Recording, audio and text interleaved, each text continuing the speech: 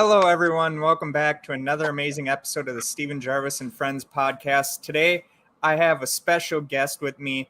He has a movie on Tubi, hoping to have a little bit more, which, hey, better than what I'm doing. So, there is that. His name is Benjamin Newmark. I know on Facebook I screwed it up, thought his name was Brandon, but evidently I tried to change it and it wouldn't change. So I'm so sorry for that, man. I didn't even see that. Yeah. Honestly, I just looked to make sure my picture in the thumbnail's not fuzzy, and as long as that's good, you can call whatever you want. All right. How are you doing today, man? I'm good, man. I just finished watching Money in the Bank all day. So I'm revved up and amped up. I'm ready to go. If Mark's watching, he'll probably chime in and be like, yeah, I watched Money in the Bank too, and tell me that I should have watched it. But I just been so busy trying to research, all the stuff you've done, and also reading the Halloween me? book. Oh, don't do that. There's so much in my history that I don't know how much money I owe you if you had to download or pay for anything, but no. $4 if you watched Hollow Spaces. I mean, $4 would be the most I've ever made on this podcast, so there is that. It'll be more of a reimbursement than an apology. That's all right. They're not all winners. I tried to watch the Forest of Death, I think it is, that you told me to watch, and just didn't have enough time. I was dealing with all the other interviews I had to do, so I promise I will watch it tonight, and I will give a review about it. Good. I hope you like it, good or bad, honestly. I love a lot of independent filmmakers. I mean, there's hardly any of them out there that I've found bad. I mean, Peter Anthony is very good. Right? Oh, definitely. I love horror movies. I love pretty much anything, but I think a lot of what had happened back in the olden days with Billy Jack, Gone 60 Seconds, Vanishing Point, and all them, just great movies. Just they never got their due credit like a lot of the independent films do today. And also, the word independent film gets thrown around a lot because, Hollywood wants to say, well, this is an independent film. Well, we all know who our independent films are, and we all know the independent filmmakers. So let's talk a little bit about your thing of low budget movies are still $1 million movies. As opposed to true low-budget movies that are, this movie better make some money or someone's going to lose their house. Yeah. Well, so The Forest of Death. Tell us a little bit about the process of it. The process for the film, really, the guy that wrote it, the brothers, Brendan and Kellen Rudnicki, it's really a love letter to the 80s and 90s horror movies of practical effects, a little bit campy, a good villain, and its basic plot of 4 people go to a cabin, and they're going to have a good time. But there's a shapeshifter in the woods that just wants to kill them. And it's practical effects. It's a lot of good jump scares. It's some fun montages and music, and it's a light-hearted horror movie while still being scary and fun and draws you in, but it really is a callback to the Friday the 13th movies, to the Sleepaway Camp movies, that whole time period where horror movies were fun as opposed to just violent and gory. Well, I mean, definitely. I had a person on here recently that was a guest on here, and we kind of said, it was sad what happened to the later horror genre of the 80s and how quickly it kind of burnt out, with the kings of it being Halloween, Friday the 13th, Nightmare on Elm Street, and then you had some of the littler ones like My Bloody Valentine and a few others that didn't really reach it. I think what happened is it kind of went from the status quo of them where it was starting to get a little repetitive, and then Scream happened. Yeah. And once Scream called all the tropes out, you couldn't do it for a while. Those tropes became a complete joke as to before, where if you're a horror fan, there's things you look for. You want an over-the-top death. You want brief nudity. You want a funny side character. And you want some good puns along the way with your violent murders. But once Scream happened, it became, okay, now we have to be smarter than you. We have to outthink you. We have to outscare you, which is fine. I love a lot of those movies. But that whole genre, that style just disappeared. And that's why Forest of Death was so much fun to do, because it's a style I love, and it's inspired from The Thing, which is one of my favorite Kurt Russell movies, who's one of my favorite actors. So being able to jump into a genre I love and a style I really love and take some inspiration from a character that I love, it was just a party the whole time. And the fact people are responding to it as well as they are is, that genre's not dead. It's not as big as it was, but it's still there. Yeah. Oh, definitely. I mean, that's the thing with the horror genre as a whole. It comes back in waves. I mean, once Friday the 13th kind of got lost to the lawsuit, you had Halloween coming back. Yeah. Halloween kind of ended on a little bit of a downer of a movie. It wasn't a bad movie with Halloween Ends, but it wasn't a great Michael movie. You know what? I am one of the few. I love that movie. I thought it was such a good time. I thought they really played into the let's just go for it style. Yeah. And, it was one of those went to Peacock things. So to see it be successful in a new medium, when this is one of those that started in classic cinema and then evolved to a peak and then fell and then came back and then fell and now has this high note. I thought it was just a great story. And then to see her go win an Oscar in the same year as another Halloween movie came out, for a horror fan, that was like a pat on the back. I took that as a win for definitely. I mean, every Scream Queen I've worked with. I was like, that's for them. That's for all of them. I mean, that's the one thing about Halloween. Halloween Ends, great movie on the surface, but like me and a couple other buddies of mine always say, it wasn't that much of a Michael movie. No, it was a Myers movie. It was about the family at the end. And not even about the family, it was about Haddonfield. It was the whole community, looking how for they've gone through the trauma. It was when they all took a turn beating them up. That was amazing. That was the Spider-Man in the original Spider-Man, when the New Yorkers took his mask off and helped him. It was one of those, like, okay, they're all coming together as one to fight the monster. It just so happened I was rooting for the monster, so that kind of bummed me out.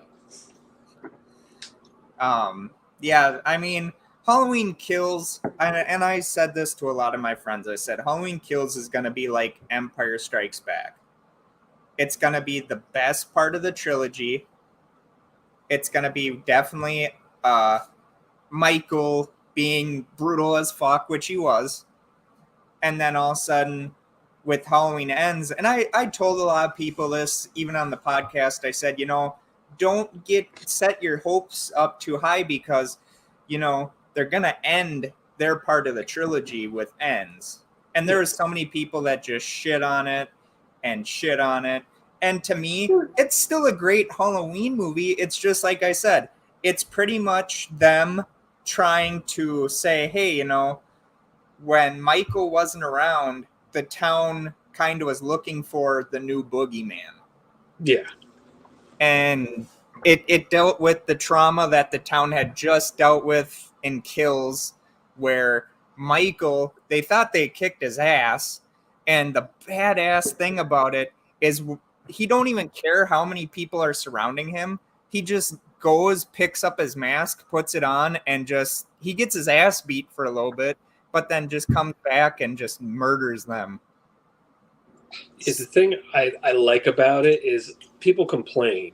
Yeah. But at this point, I think an audience in general is enough to know, if they want him to come back, he can just come back. If they want to undo everything they did, they can just undo it. And as much as we'll complain and bitch and moan about it, if it's a good movie, we're going to see it.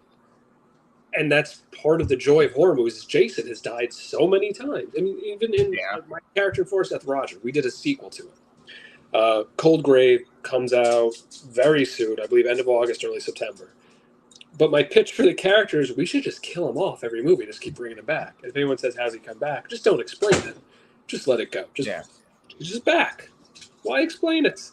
Jason doesn't explain it. He's kind of a zombie. He got struck by lightning. He can't drown.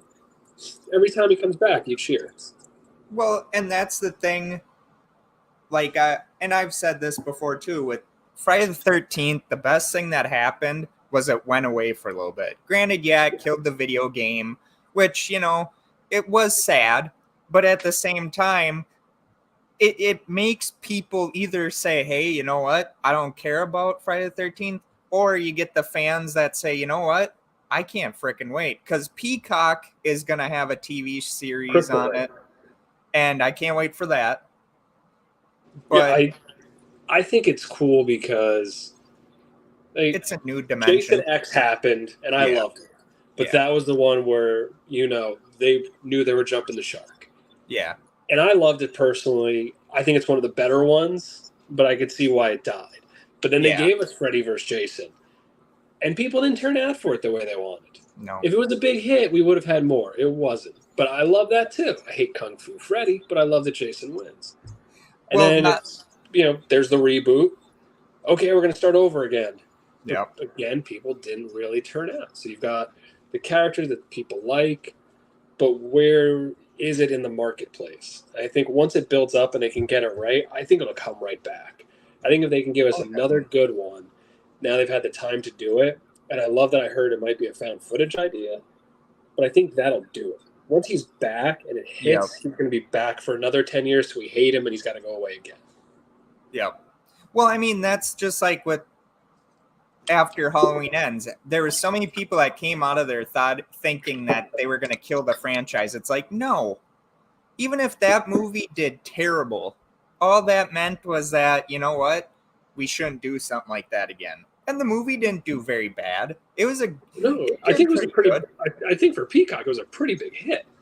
Well, yeah, so is Kills. And that's why they put Ends back on Peacock, because it worked. I mean, if Kills wouldn't have worked on Peacock, I don't think they would have, but... See, I'm one of those, if you tell me what it is, like, we're going back as a sequel to the original, cool, I'm in. Everything else that happened doesn't count anymore? Cool, if it's its own thing, I like it. Yeah. We killed Jamie Lee Curtis a few times already? Don't care, bring her back, I'm in. Yeah. And I think, I like that in a horror community more than most others, especially comic book movies, the horror community is a little bit more forgiving. Yeah. Because if they're, we didn't like Halloween H2O. We didn't like Halloween Resurrection. Oh, they really didn't like that, huh? Shouldn't do that. Forget that happened. Forget that happened, guys. Okay, great. Give us more.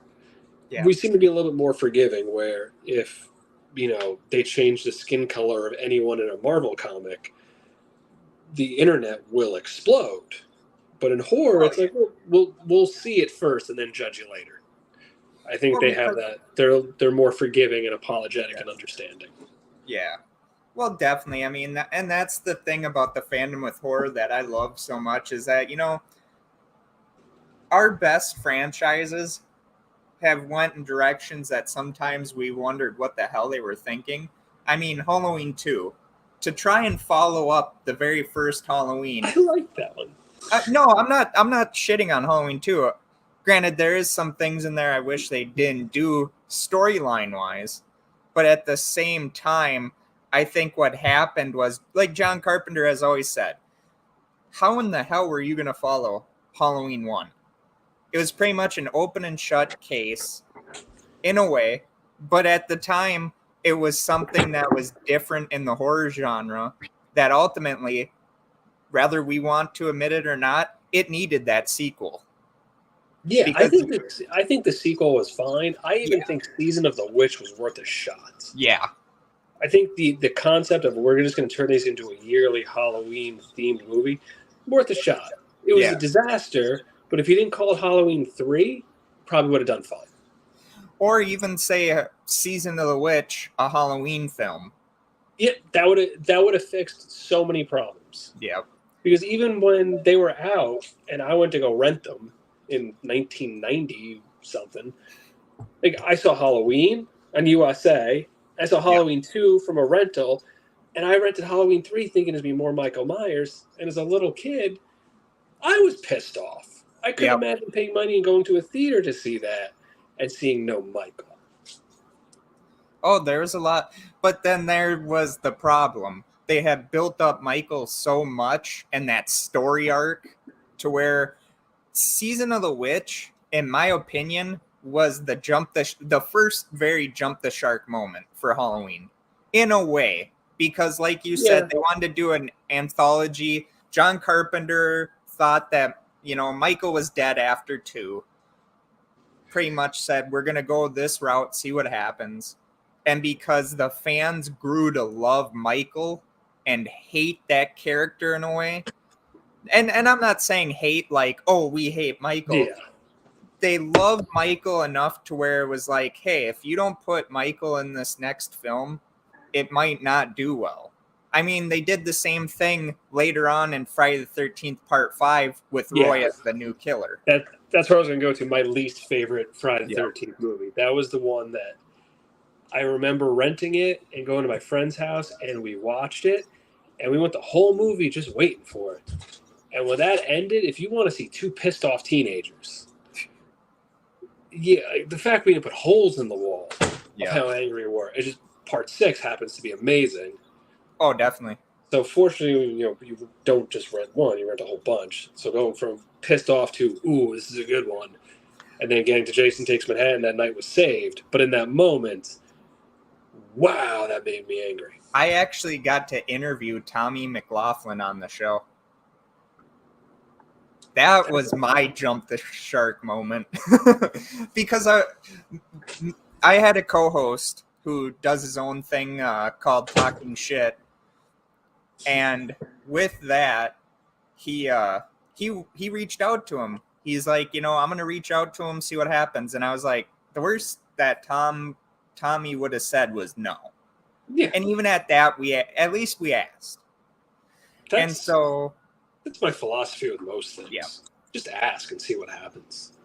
I mean, heck, I didn't think that, your name was going to show up as wanting to be a guest on my show. I was like, I looked at it and I was like, I'm looking at a list that was sent to me. I look up the different shows to see what'll fit. Yeah. And the first thing I saw for you was Jaws 2. And I said, oh, get out of here. There's somebody else that likes this movie? I got to listen to this. And I listened for maybe 10 or 15 minutes, and that's when I messaged you. Yeah. Because I'm a sucker for Jaws. Even the bad ones I think are fun. Michael Caine is in a Jaws movie. That happened. That's a thing. Oh, yeah. And that's another thing. Jaws 2 was the definitive sequel to the movies. But then once you got to 3D and Revenge, which Revenge, I don't really care much for it, but at the same time, after you went with 3D, what else could you have done? I mean, yeah, the story's kind of out there with, the shark wanting to go after every family member in the Brody family. But at the same time, it's like, they tried. I don't think there's much effort there. No. That's we got a location, we got an idea. What's the reason? Scent. He smells them. Okay, screw it. Whatever. See what happens. I appreciate that.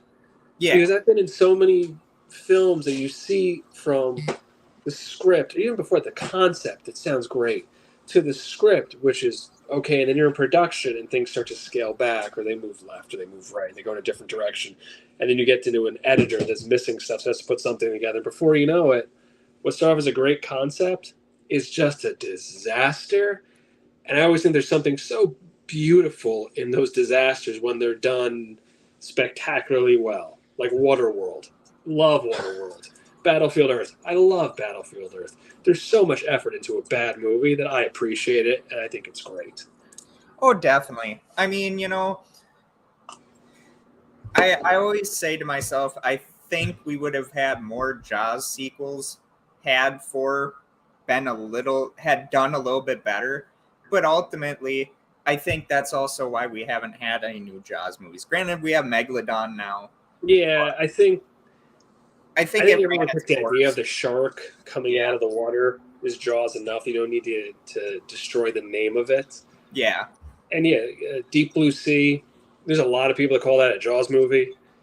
The Meg, people call that a Jaws movie. So if it's a big enough shark, it's a Jaws movie. Hell, three-headed shark attack.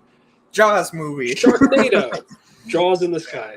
They're all kind of a Jaws movie. Oh, yeah. When you know there's a shark in it, you know the idea. Yep. Finn, a soundtrack, people going to get bloodied. Oh, definitely.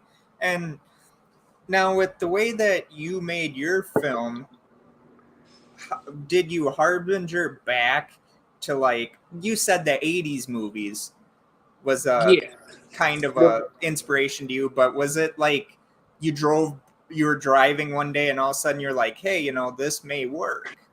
You know, when I auditioned for the character, going all the way back, I actually auditioned for the two leads first and I didn't get them, which was the right call. I wasn't the fit for it. And the original character description was an older character, and just it wasn't me. But I'm a horror fan. I knew the concept of the character. I knew Crazy Ralph. So I shot an email to the director, Brendan Rudnicki, and I said, hey, I know I auditioned and they weren't great, but I think I can do this character. Can I have a chance to audition for it? And very much in his, how he is, he goes, go for it. So I had an idea, and I wanted to do it kind of like Kurt Russell in The Thing, with a little bit of that Crazy Ralph from Friday the 13th. But I also didn't want to fit a stereotype. So the very first thing I did was try and get a different kind of a Southern character.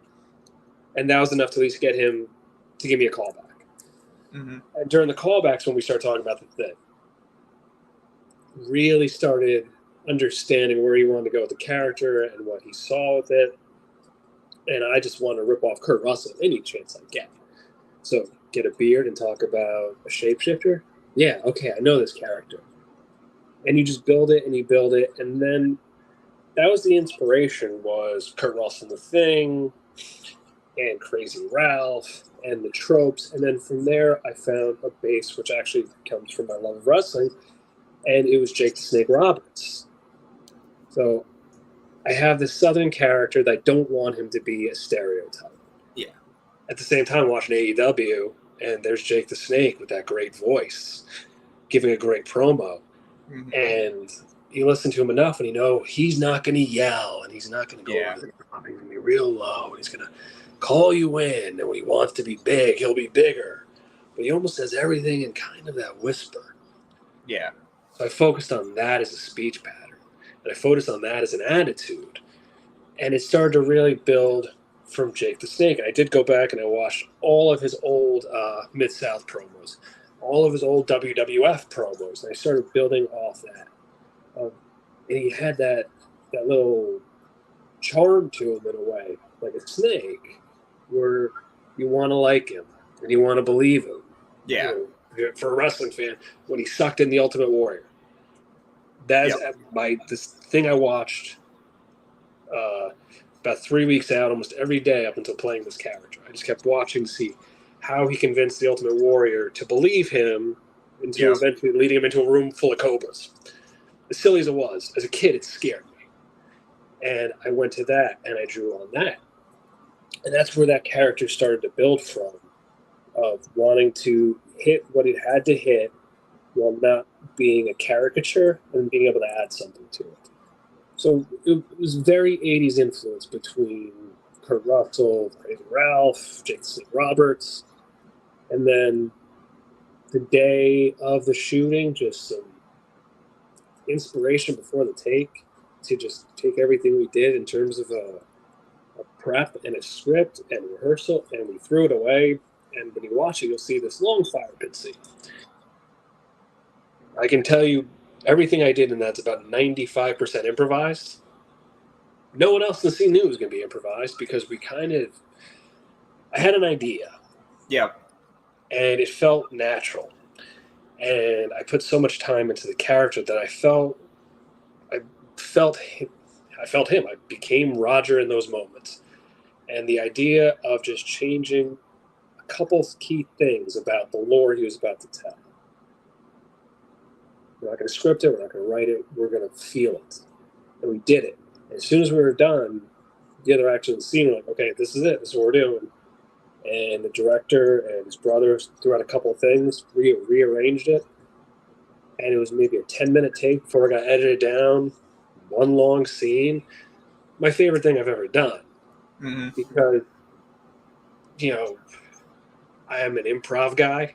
Yeah. So I was trained improv comedy off Broadway, and you don't normally get to see those types of people get those kind of roles where they can really be fun, they can be dramatic, and they can be intense. Normally, you slip on a banana peel. So every time I get to do a role like that, I get excited. Anytime I can do something where I can make someone real, I love it. And then when I can do that, and then I can rely on that training to just live that moment, it's great. It's such a good time. Yeah. I mean, two. I have two distinctive Jake the Snake Roberts um, promos that I go to. The first one being the one that he did before he wrestled The Undertaker. Oh, the one at WrestleMania where he wore the white trunks. And then the second one being an AEW where he tells Cody Rhodes, never turn your back on a man you respect, and threw the microphone up right to Cody and walked away. That was the Caesar promo. All hail Caesar. Bow down to the glorious Caesar. I was, I and I'm watched so that happy for Jake. Yeah. Yeah, that was. He's just such a cool character, man. And honestly, definitely. so we did the spinoff. It's the same character, but it's not the exact same character. And again, the inspiration came from Jake the Snake, but then it evolved a lot. And the movie's not out yet, but when people see it, they'll know. Well, they'll understand when I say my goal for that character was to get him to a point that would make Stone Cold Steve Austin cry. Yeah. So I went from Jake the Snake, and I evolved it into the Rattlesnake. Mm-hmm. So I imagine if I play Roger again, it'll be Randy Orton in some way. I'm just going to keep the snake thing kind of going. Yeah. I mean, and to the fans, we'll show you the promos we're talking about near the end of the show, because we want any wrestling fan that has not seen those promos. And even we'll probably even show you the one that Steve Austin later did on Jake the Snake at the King of the Ring 96. Yeah, where he says, you talk about your Psalms, your John 3:16, while Austin 3:16 just whooped your ass. We will show you that near the end of the show, because the thing is with horror movies is the psychology. The characters, like you look back at Loomis, where Loomis, after one, you're like, okay, he didn't let Michael out, but yet he's being blamed for it. That's still my favorite character in a horror movie is Dr. Loomis. Yeah. That is one of those roles. Even when Malcolm McDowell did it, I thought he was great. But obviously Donald Pleasance one, Malcolm McDowell two. But that's such a character that I'm shocked that there's no one else that's in a horror movie with that kind of character. You can tell the story through. Mm-hmm. And I think that at some point that's going to happen. I think Conjuring got it close where they can tell the story of the monster. Yeah. The Warren characters. Mm-hmm. And I think there's something there. I love that style of the protagonist is directly linked to the antagonist, and you're going to understand his story while this guy's trying to stop him. Mm-hmm. And then once it doesn't work, is my favorite. Once he shoots him and he keeps going, and you see the fear, love that. I was just about to say Modern Frankenstein. I love it. Modern Frankenstein, and even Harpinger's back to Dracula in a way, because Dracula was the unkillable monster, and you had Van Helsing that had pretty much shunned his own family to hunt this guy, and Donald Pleasance, one of the greatest. Well, I can't say greatest, but one of the best picks that John Carpenter ever did for a character. Yeah, that's one of those that. I mean, if it went to a lesser actor, that would have been a throwaway, goofy character. I'm sure you know who originally John Carpenter wanted. No. Christopher Lee. He wanted Christopher Lee. I remember But Erwin U. Blondes, a man of great intellect, said, Yeah, but if you get Christopher Lee, then it's another British Hammer horror film. Oh, I'm trying to think if I would have liked that. And Christopher Lee, I At that time, I I think love I think Christopher Lee, but I do agree with Erwin Yablans. And also, I want to add something to that, where Christopher Lee would have towered over Nick Castle. that's what I was. I think Christopher Lee at the time was just too big of a Yeah, star, too yeah. big of an actor. Donald Pleasance looked like Burgess Meredith. You Well, believe yeah, exactly. he's an intellect. He's going to be Yeah. smarter, Mm-hmm. but physically, Donald Pleasance. And Donald Pleasance owes his daughter, when Donald Pleasance was alive, he owed his daughter a huge thank you because she went and seen Assault on Precinct 13, the original, while it was in theaters, and told her dad, do Halloween. John Carpenter's an amazing director. And that's why Donald Pleasance ended up doing the movie. It's Because he even said in interviews that my daughter said how wonderful Assault on Precinct 13 was, that I should do this movie. And Christopher Lee turned down being Dr. Loomis before Donald Pleasance was even thought of. so And he actually turned it down. And Christopher Lee would later go on to say how much he regretted it because of how big that character was. Like, granted, people nowadays, they think Laurie and Michael, but without Dr. Loomis in those early films, Yeah, I don't in the think first he would have movie, had it. it's more Dr. Loomis Yeah. to me than it was Jamie Lee Curtis or even Michael. Yeah. Like, leaving that first Halloween movie, the first time I saw it, I was a Dr. Loomis fan. In the second one, I wanted to see Dr. Loomis and see what he was going to do. To me, he was Indiana Jones. He was the character. Oh, I definitely. thought it would be more Dr. Loomis than Michael Myers. Yeah. I mean, the first two are kind of like, I've always said, yeah, Jamie Lee Curtis became a big star from that Halloween one and two. But ultimately, I think your two biggest characters in those movies were Loomis and Michael. Yeah, I think had he not died, his story and Michael's story would have reached that conclusion. I think him passing. Well, he wanted to do 20. Donald Pleasance in an interview even said he wanted to do 20 Halloween movies and then retire. But we got Halloween 6 and Scream at the beginning. It's so hard to tell people that, that wasn't Loomis in Halloween 6. Like, yeah, Donald Pleasance was in there, Loomis was in there, but at the same time, he was the Weinsteins pretty much looked at him as a character that should have died off a long time ago. And that tells you a lot about the Weinsteins looking at Halloween as a film. Heck, after Halloween 5 didn't do well, the Weinsteins were thinking of making Halloween a direct-to-video movies. I think at that time period, everyone was thinking that, though, with horror movies. Well, I mean, I think even a New Nightmare, I think for a while, was supposed to be a straight to VHS. Well, yeah. And I mean, the Weinsteins, they did the same thing with Children of the Corn. It had one bad movie, and then they were like, well, we're going to do this direct to video. In fairness, Children of the Corn never got better. No, it didn't. The first one was the best. Even in that, I don't like children. I have 3 kids, but kids in general are creepy. Yeah. Children in Cornfields are creepy. That movie is one of those, even for me, that's too creepy. I want to read the book. So on Amazon, you can actually get Halloween the book, the very first one.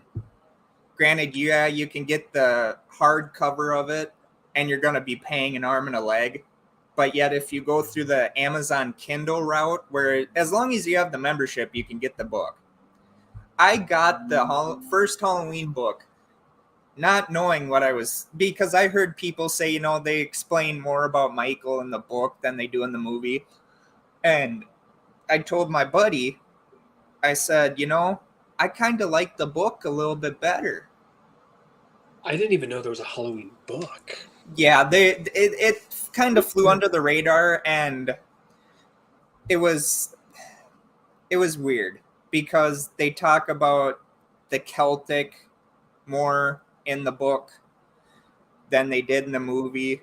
Where in the movie it was bare bones Michael. It was just a kid that one day killed his sister and then grew up, escaped when he was 21 and did his thing. Well, in the book, it tells you about how they had a family member that killed, and then it was passed on to Michael. Okay. And you get more story about Loomis. You learn Loomis has a family in the book, which they opted out of the movie, which, granted, they didn't need that much backstory for Loomis. Yeah. So far, I don't know if any of these not being in the movie are a bad call. I think I kind of agree with them. But one thing that I'm very happy wasn't in the movie is because Michael gets a hard-on for killing. Like, he literally gets a sexual release from it. Oh, that makes it too real. Exactly. Like, yeah, I don't want my horror Annie, movies to be that real. Unless he looks at Annie after he kills her, and they even say in the book it's kind of almost euphoric to Michael. That's where you're pretty much taking it from we don't know why he does it to now he gets pretty much turned on by killing. Yeah, that's if you're gonna go the realistic route, do that. Yeah. Well, when I'm watching a movie where the killer gets shot 6 times and keeps getting it up, and I just accept it because that's the way it is. Mm-hmm. Yeah, there's a line. Yeah. Of what's fun and what's not. Like if Freddy did that, it would work because it would kind of be funny. Yeah. But with a Michael or a Jason, not so much. And if you're gonna tell me like an authentic, this is a serial killer story and that happens, great, I'm all in. I'll play that character. Yeah. And in the first book, they do play the sister angle right away with Laurie. They say that the reason why he ends up going after her when she drops the key off at the Myers house is because he sees her as Judith. And that's why he decides to go after her. And to me, it's like, I like the way the movie did it more. Yeah, I think these are all good calls. Exactly. And in the book, near the end of the book, when, she sees her friends and all that, it's so much different how in the book it's set up than how it was in the movie. And instead of him slashing her like he does in the movie, in the book, she literally hurdles over him. And that's how she gets hurt. And then... Yeah, I don't think I'm going to read this book. It's a good read if you can kind of be like, okay, I could see that they didn't give him... Like, the author of the book will say, I didn't even know what they were going to do with Halloween. He's like, I wasn't even given a script. I was just given characters. So you could tell that he probably did this book before the actual movie was released. You know what? I bet that there was probably an early version of a script that was closer to that he was given and said, here's definitely the movie script, write the book. Okay. Yeah. And then it goes from that to a little change. So it's the final product is. He probably goes to see going, oh, all right, I'm just going to throw this book in the trash. No, and the funny thing is, that was a #1 best-selling book when it came out. No, not bullshitting you on that. It was because it was the name. Oh, it came out after the movie? Well... See, and that's the thing. I wonder if they waited until after the movie to release the book, but he had written the book and it was done before the movie came out. And because if it came out after the movie, or it could be like Jurassic Park, which was a hit. Then the movie came out, and then the book was a mega hit. Yeah. And then you started having people say, this is better than the movie. Well, I mean, that's even with the Amityville Horror book. But it came out before the movie, and then the movie came out. Oh, I'm trying to think of what I like more. But I, it's definitely I worth kind of it. like everything Amityville. Yeah, it's It's all definitely pretty funny. it's definitely worth a read. But like I said, you got to kind of take yourself away from the film because Yeah. like he fills in the blanks is pretty much what the book does. Oh, is the book? The books is more of the true crime then, I'm guessing, Yeah, because the like movies are ridiculous in a good way. yeah, But the actual, if someone's doing a true crime book or a true crime story, it's horrific. like It's awful. But the movies, quasi. and like I'm gonna do a review on the Halloween book because it bears mentioning that why this hasn't had a re-release is criminal because they have everything to re-release the book and the author just said they don't want to re-release it because this. He doesn't really give a straight up answer. He's like, I'm all for them reissuing it because if you go on eBay or Amazon and try and get the hardcover, you're looking at almost $1,000. Oh, maybe that's why he doesn't want to re-release it. The author just has about 500 copies. And well, it went out of circulation. Yeah. See, if I just had a whole stockpile of them And and I with get him, $1,000 a book, yeah, I would do that. and with him, he's pretty much said, it's in the hands of the Akkad family. If they want to release it, fine. If they don't, it sucks. But then also, we have new tie-ins with Halloween 2018, the novel there, which the novels for the trilogy were actually pretty damn good. What did you think of the Rob Zombie Halloween movies? Oh God, I knew someone was gonna ask me that. For trying something new, I can get on board with that, but they explain too much. I love the first one.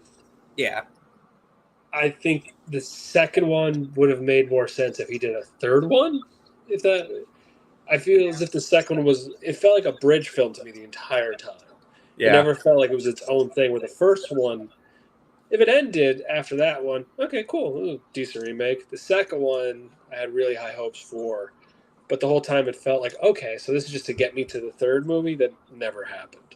yeah. But Well, I liked it. I think it was if you like Rob Zombie and you like Halloween, perfect. If you don't like either one of those, you're probably not going to like it. it was a match made in heaven, but it kind of ended up just like his Monsters movie, where Haven't even watched it yet. I'm not going to. I have too much respect for the TV show. I I don't. I was an Addams Family guy. I like the Munsters and I want to watch it because I know he's a fan. But at the same time, if I'm going to waste 90 minutes, I may just want to watch myself and Forced to Death again. Because at least I know I like that movie. Yeah. It's one of those things where, oh, this could be worth a chance, but I've heard really bad things, and I don't know if I'm going to enjoy this. But you know what I will like? I'll like watching me. So I'm going to put that on again. But yeah, that's what the Halloween book pretty much was in a nutshell. It gave you more character development with Loomis having a family, and it even goes back to Michael in the asylum and how all these things are happening, and Loomis knows that Michael isn't doing it, but that whenever someone fucks with Michael, like let's say a kid accidentally bumped into him, well then in the book, Loomis is like, even though I know Michael's doing this or is behind this, I can't prove it. Because Michael will be standing right next to Loomis and they're talking, and all of a sudden there's a knock on the door and they're like, Doctor, come quick. One of the patients is suffering a seizure. Well, Loomis harpingers back to, okay, Michael, I know why you did this. It's because this person didn't fear you. And then Loomis, even in the book, wants to kill Michael so bad. Even as a young child, he wants Michael to just die. Yeah, I like those are the parts from Donald Pleasance I love talking Yeah, about him as a child. Said yeah. if it was not a great actor, that could have gone terribly wrong. Well, that's why I said, Malcolm McDowell, I love him. Clockwork Orange, perfect movie with him in it. But when he tried to be Loomis, I don't think it reached as much as what Pleasance did. But at the same time, like me and you said, Rob Zombie was trying new things with the Yeah, franchise. see, I think it was one of those where it's a tough spot as an actor. You want to do your own thing, Yeah. but you have this base. Like I said, I built a character, and it's never been done, so I can start from wherever I want. But if I'm doing something that's already been done, Yeah. like if you do a play that's been going on for a while, it's tough to not take something from what's been done before just to get it out of your head completely. It's really tough. So there's times where you can see he's kind of doing somewhat what Donald Pleasance did. Yeah. Then he's kind of doing something else, and I think it worked. It was okay. I think there would definitely been something there that he could have done to make it his own, make it more unique, Yeah. rather than still reminding me of Donald Pleasance. Well, and that's the thing with Malcolm McDowell's version of it was that it's Loomis is profiting off of the people's death. And then in Halloween 2, you have him profiting off of what Michael did in the first one, in the remakes, of course. And I think a lot of people that had saw the originals were kind of, and I'm not speaking for them, but I think they're kind of turned off a little bit by that. Yeah, I liked Granted, it. Again, yeah, if you're going to try and change something, don't change it a little. Change the entire motivation. yeah, I, even when I thought we were going to see Michael with his mask off in the opening of Rob Zombie's Halloween, even I remember thinking, "Ooh, that's daring. He's going to show the face." And you never see it, but you see the side.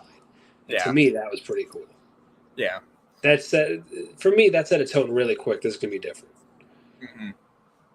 Well, yeah, and with nowadays film, with with nowadays, people want to know more about why this person's doing what they're doing. Where in 1978, it's like, oh, it's a Yeah, killer in a mask. And where with me, being born in 1993, I had that thought process going into the remake and coming out of it. I was like, you know what? I was fine not knowing why Michael did what he did. yeah. I But I never. also understood why Rob Zombie went that way.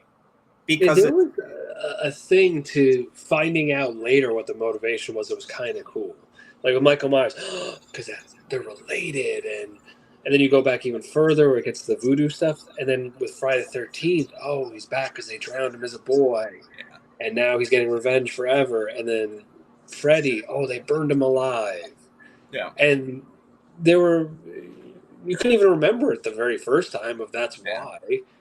But then as it kept going, you're like, oh, that's why. And that was all you got. yeah. And even when they redid Nightmare on Elm Street and they showed it all, I didn't want that. No, It's exactly. the same thing I was saying with remakes. When they do with superheroes, we know the story. Yeah. Just give me a new story without telling me the beginning again, because we've already seen that 40 times. Just give me a You good know, story. I I like DC and Marvel, I really do. But at the same point, I'm so over it. Every time there's two heroes of DC that they always have to have an origin story for, and that's Batman and Superman. Yeah, But that's why I loved seeing Batman vs Superman. The yeah, director's cut, the one I paid in theaters, lost my mind. yeah. But the director's cut I liked, but I just love the fact that they skipped the origin. The Well, fact that definitely. I we're mean, past we that, and already know that, you yeah, know. we know his parents died. Let's Yeah, give me. You can give me that in an opening montage like Zack Snyder did, or you can reference it like the Batman did with Pattinson. But I don't want to focus on. I don't want you to spend half the movie telling me something I know, like yeah, Superman. Who doesn't know he's an alien from a yeah, planet that blew up at this point? Kids under 7. Well, guess what? If you tell them at some point in the movie, they'll know. But more yeah, importantly, you can give anyone a good story. that's new and it's creative. And it's not following those same plot points of characters we know that we've had for 100 years. I think that's the greatest thing in the world. And if you're going to tell me something I know, you better do something good. Because if you're going to try and tell the Dark Knight story in Yeah. Batman vs Superman and you don't nail it and you give me Martha, I'm going to be pissed off. I'm going to get really angry. What did you say? Yeah, I get the trauma. I get the PTSD. I get it. That was terrible. And awful. Like I was gonna say, I don't want another Batman film. I want them to go into, which now James Gunn has pretty much laid out his plans for Batman. They're gonna all of them. It's what I've been saying. We know Batman. You know what would be more fun? Like Nightwing. They did with the Superman TV show, Superman and Lois, where he's got kids, and now it's not just Superman the alien, it's Superman who's a really bad dad. Yeah. With his kids that kind of suck. That's a new story. I've never seen this. Well, Superman trying to deal with family life? Okay, I'm in. And if you're going to tell me Batman that's got an adult Nightwing, that has lost a Robin, that just sent off another Robin, now he's got his son, okay, this is a different Batman. And he's still going to be kind of dark and brooding. I'm in. Well, let's see where this goes. That's why I knew The Flash from Ezra Miller was going to be a disappointment. The only thing that I really cared about was seeing Michael Keaton. Yeah, I haven't seen the Batman 3. It was Batman 3 for me, and I liked it. I thought and that's what I've told a lot of people, because they're like, "Oh, why do you want to see old Batman so much?" I'm like, because we never got to see a third Michael Keaton movie that we desperately wanted. Well, it's been teased for since what, 93, 94? Yeah. It's been, how do we get Michael Keaton back? Because Val Kilmer was okay. George Clooney not. And that was the jump the shark moment. Yeah, and then Christian Bale comes and it's like, oh, he's a good Batman, but he's not Michael Keaton. Yeah. And I remember thinking that. Now, to my wife, that's her favorite Batman until you really press her, and then it's tough. For me, it's still Keaton. Now, I will say my favorite Batman performance was Ben Affleck in Batman vs Superman. I thought he was the animated series Batman that I loved. I thought he played that version of Batman great. The big hulking, pretend to be a drunk, waking up actually drunk with random women, just that whole destroy Bat. I thought that was great. Yeah. I also love what Pattinson did. I love what Keaton did. I love what Adam West did. Well, that's the thing. Many people, they look that don't know how Keaton became Batman. So, and we know because we're fans of it. But to the people that don't, Batman in 1960s was a TV show that was campy. It was pretty much for kids. Flash to 1989, Michael Keaton wasn't a sure bet as Batman. Hollywood hated the decision. They thought it was stupid. Hollywood loved the decision because he was box office. People hated the decision. Once the movie made money, But Keaton, even before that, the backlash against him, because I was alive. Was the media? I was alive. I remember it. It wasn't industry people. You weren't seeing. God, I can't remember the magazines back then, but it wasn't them. It was the internet before there was the internet. Well, yeah, that was against it. You had people that didn't think Keaton was going to pull it off because he was Mr. Mom, and I love what he did at, I don't know if it was the Oscars or the Golden Globes, but Jack Nicholson's like, and here's Michael, and he's like, God, I wonder if the movie did really good, but all those people that said I wasn't a good choice to play Batman, I guess this award says differently. I mean, he took the media to task because they said, well, the movie's going to bomb. It's not going to be good. And yet Michael Keaton, Well, there was I wouldn't say the best Batman, but he was damn good at that time.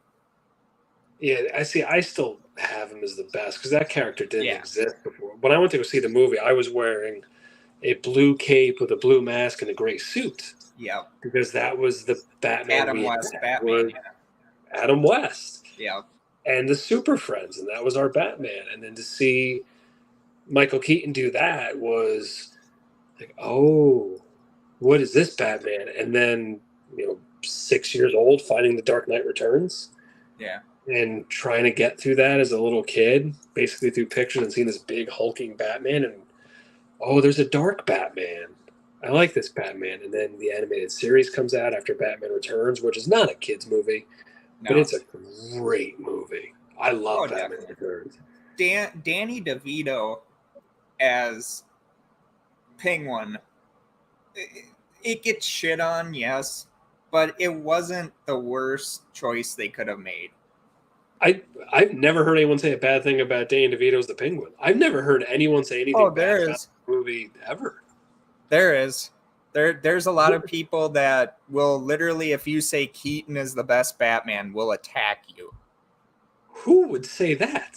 There's people that will say, hey, I liked Adam West more, and they'll get attacked for it.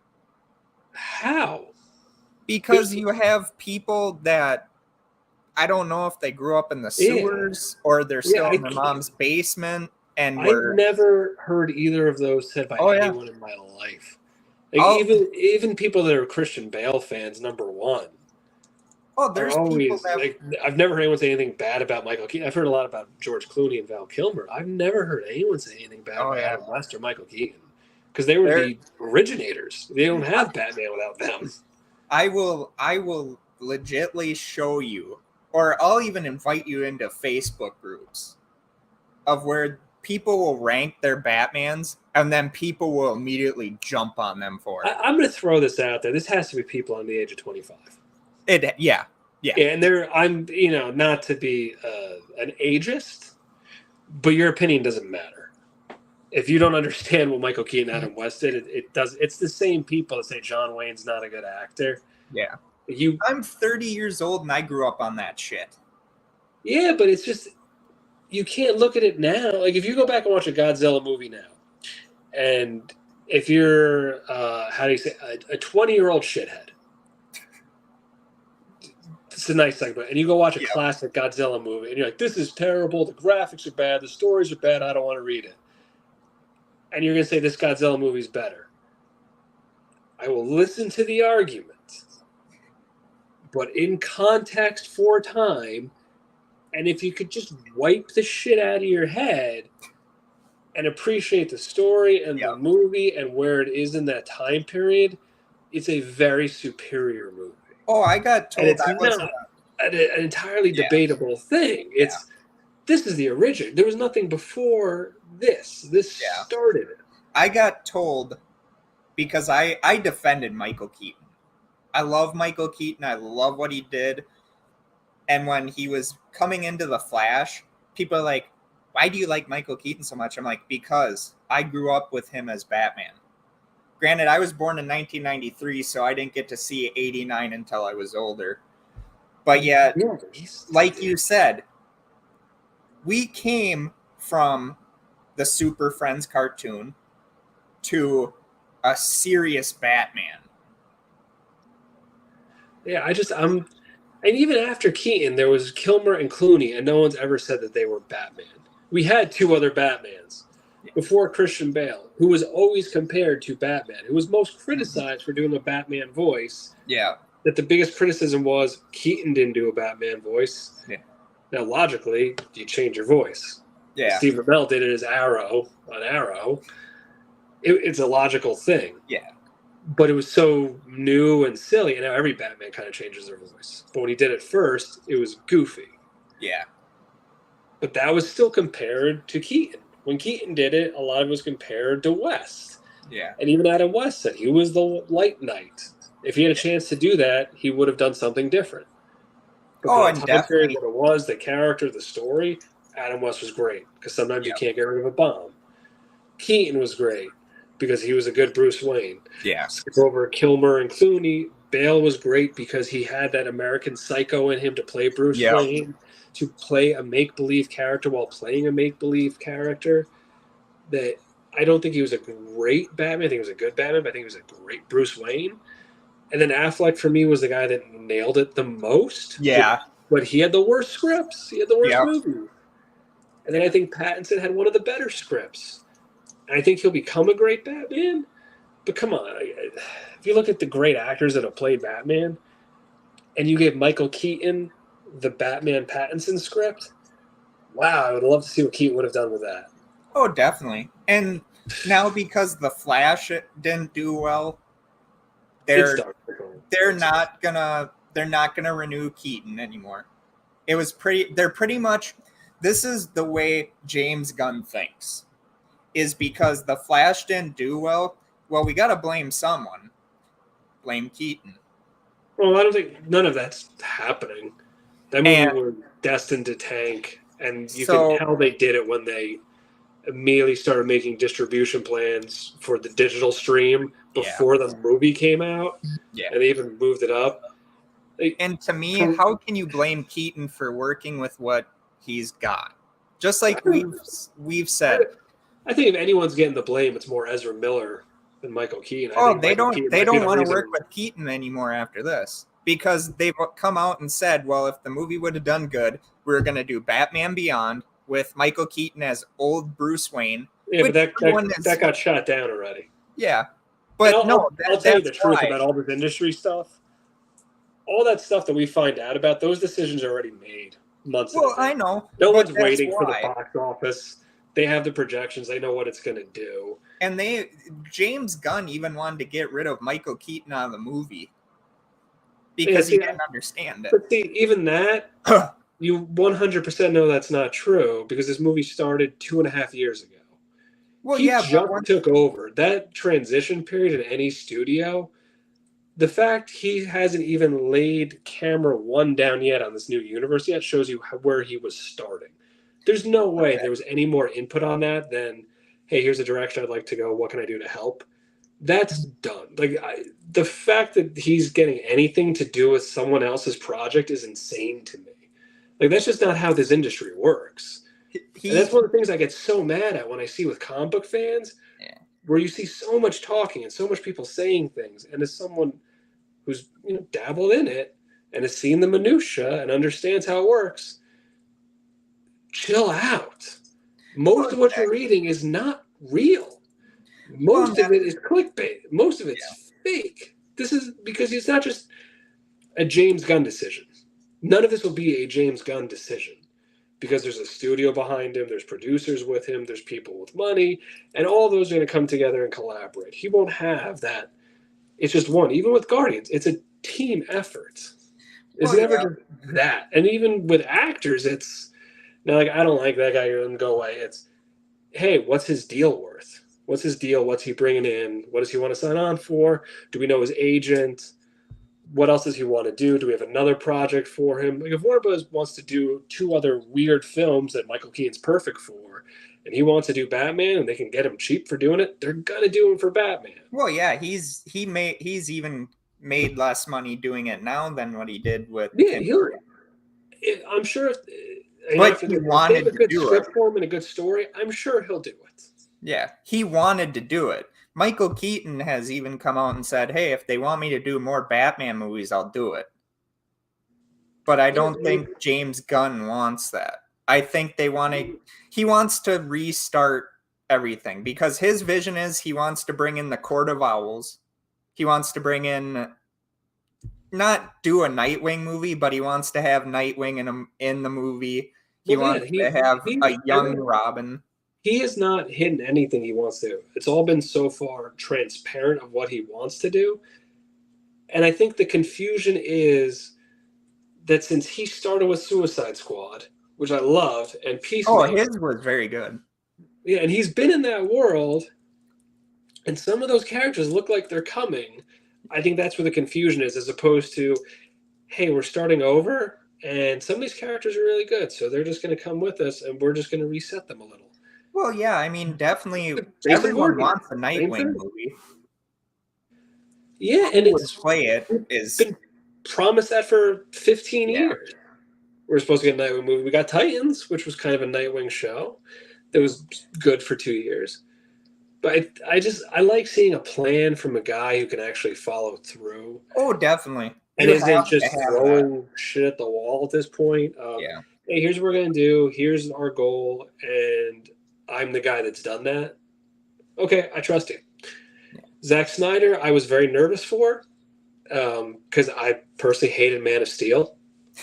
Yeah. I thought that was a great 1 hour film that just kept going. And the theatrical cut of Batman vs Superman was a piece of garbage. But once I saw his director's cut, I was totally in.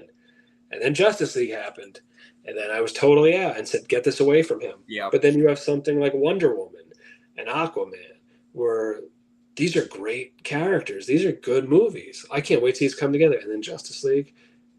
But then you get the Snyder cut of Justice League, and now I want them all back.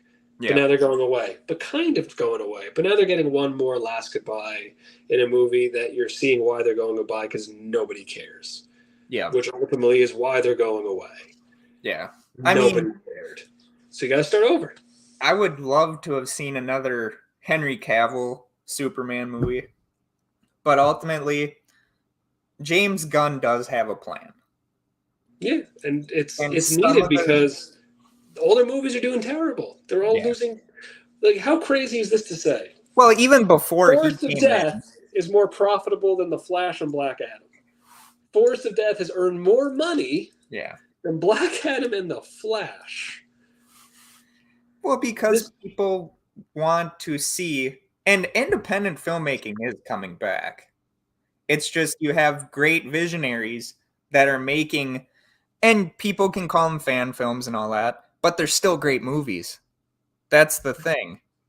Like, Dude, what's his name? Kevin Porter. He's a great Batman. He's Yeah. only done Batman fan films. The fact that no one ever gave him a shot is kind of crazy. Oh, definitely. He's on my list of great Batman. Yeah. He's been playing that character for 20 years. Like, fan film, whatever. To me, he's Batman. Mm-hmm. He fought Predator. That's a Batman movie I would love to see. It'd be kind of weird to do it, but at the same time, I'd be all for it. Yeah, I would. I wish that studios weren't so scared to take those swings. You know, there was a couple years ago where they were going to do a 21 Jump Street 3, and it was going to be those two characters joining the Men in Black. And I love the idea of that because it's so out there, and it's just such a chance.